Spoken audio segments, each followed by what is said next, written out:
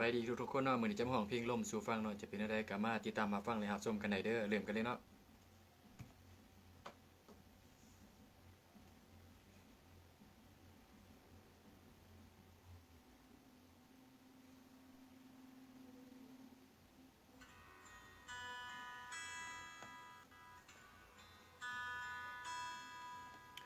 ลมเอ้ยลมเจ้าผ่านพัดพาเธอมาให้เจอ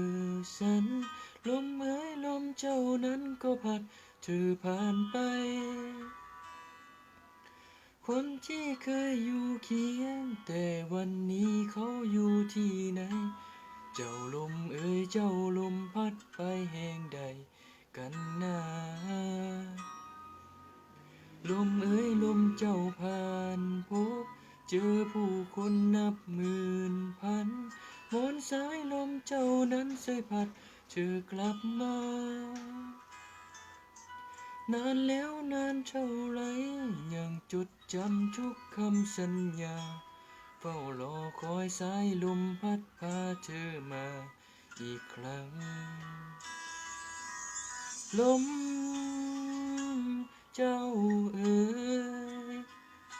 สไหนเลยไม่เคยจะหวนมาลมเจ้าขาพัดพา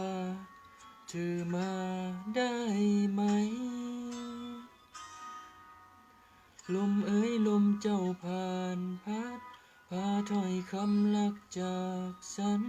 มอนสายลมเจ้านั้นสายพัดไปบอกเธอคนที่คอยตรงนี้ยังคิดถึงเขาคิดถึงเธอว่าเมื่อไรเขาจะได้เจออีกครั้งลมเจ้าเอ๋ยสไหนเลยไม่เคยจะหวนมาลมเจ้าขาพัดพา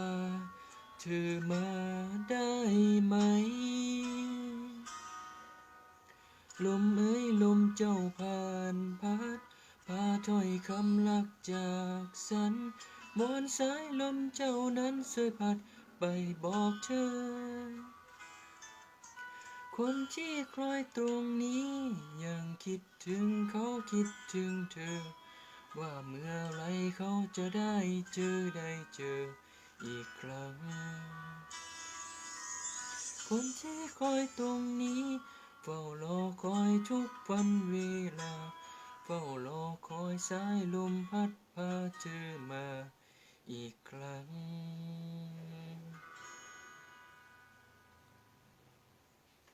เป็นอะไรมวนบ่อย่าลืมกดไลค์กดแชร์ให้ต้นนี่เด้อเพื่อเป็นกำลังใจให้ข่อยเด้อสบายดีลาก่อนขอบใจหลายๆบ๊ายบาย